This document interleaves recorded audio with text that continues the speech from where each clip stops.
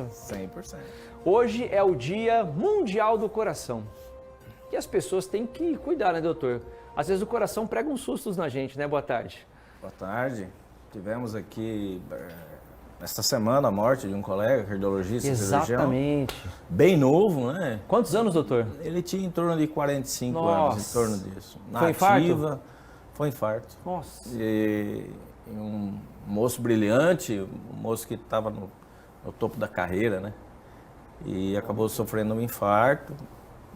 Infelizmente, O que explica, não sobreviveu. doutor? No caso, é difícil você falar especificamente no caso dele, né? Mas hoje em dia, a questão do estresse pega muito, né? É sempre a mesma coisa, é estresse, dormir mal, preocupação exagerada, sedentarismo, obesidade, diabetes, tabagismo. E nesse aspecto, a gente precisa lembrar das crianças, né? Porque o cigarro eletrônico trouxe muito essa questão do tabagismo para a faixa etária aí de 13, 14 anos, né? O que é horrível, né? Molecada pode pagar um preço muito caro com isso, hein, doutor? Certeza, ao longo do tempo, né? Porque você estimula a evolução da doença numa idade ainda cedo. Quer dizer, um sujeito de 44 anos, que é muito novo, se começou a fumar com 14, você ficou aí 30 anos evoluindo uma doença. E agora tem essa questão dessa loucura, fica muito sol, fica meio frio, essa variação de temperatura favorece muito, particularmente no idoso, ele se resfriar, né? Pegar uma infecção viral e etc. E as infecções, particularmente as pulmonares, também é um fator, a gente considera como fator de risco, ajuda a dar infarto, sabe?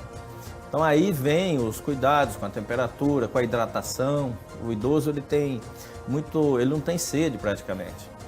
Aí o sangue engrossa, tem que tomar água, principalmente nesse calorão. Tem que tomar vacina para não pegar gripe, não pegar pneumonia, não pegar covid. Ô, doutor, o nosso coração sofre mais, tem mais infarto no calor ou no frio? Ou não tem nada a ver uma coisa com a outra? Então, no passado sim, porque você tinha frio intenso. Então a resposta é mais no frio, tá? Porque o frio a artéria fecha mais, né? E se ela já tem algum grau assim, de obstrução, ela acaba piorando esse grau de obstrução. Mas hoje em dia está tudo tão quente, né? A questão mais é essa variação de temperatura maluca que a gente está vivendo, né? Doutor, vamos falar sobre prática de esportes. Hoje em dia é muito comum, eu faço esse acompanhamento, né? Eu vou pedalar, coloco lá meu relógio e vou vendo o batimento. Principalmente nas subidas a gente vê como é que está o batimento. Ajuda a poder dar uma controlada nisso, esses relógios que medem o batimento cardíaco. O senhor acha importante? De repente a pessoa que pratica esporte falou, ó, acelerou demais aqui, alguma coisa pode estar errada. O senhor acha que ajuda ou é amadorismo? Tem dois jeitos. Tem uma escala chamada escala de Borg, que é para ser prática. Então, se você está trotando, correndo e você consegue falar, você está no limite seguro. Se você está naquela, olha, eu não estou conseguindo, aí você passou do limite. Opa, sinal de alerta. Escala de Borg chama essa. Agora, o relógio eu gosto. Esse tipo de relógio que você falou, que já tem no mercado há muitos anos, tem um modo lá chamado cardio. Você entra no modo cardio, ele vai aparecer, todos têm, as faixas a verde, a amarela, a cor de abóbora e a vermelha. Onde você não deve chegar. Exato. Então, eu uso isso direto, quando eu corro, quando eu vou jogar futebol.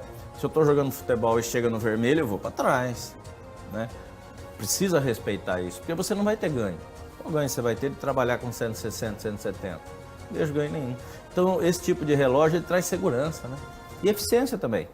Porque não adianta você também trabalhar com 100, 110 de frequência numa corrida. Não vai dar o resultado que você quer. E o cuidado também, né, doutor? Porque às vezes o cara ficou 15 dias sem jogar bola. Aí fala, vou gastar esse final de semana, vou arrebentar, vou quebrar a canela com os caras. Aí o cara força o coração de forma exagerada que pode sofrer consequência. Então, é fácil explicar isso aí. O sujeito está jogando bola, morre. O que acontece? Você imagina que o coração está batendo.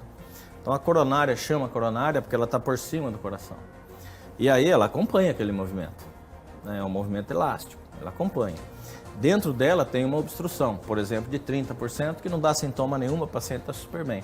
Quando aquele coração vai a 180, você vai estressar aquela placa, porque a coronária vai ficar batendo um monte de vezes. De repente, numa dessa, a constituição, a elasticidade da placa não é a mesma do resto da artéria normal. Ela não acompanha, ela racha. A hora que ela racha, forma o trombo. Aí já era. Aí infarta, aí depende. Quando infarta, você tem uma chance aí de 30% de morte, né? Que é um absurdo.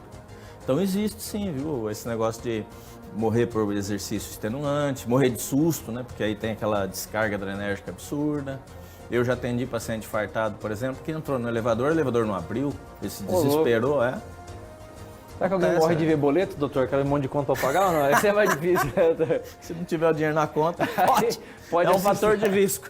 Gente, vamos cuidar do coração, tá? É extremamente importante que você procure um cardiologista, vá fazer seus exames preventivos, faz a esteira lá, faz seus exames, para não ter nenhum tipo de susto e que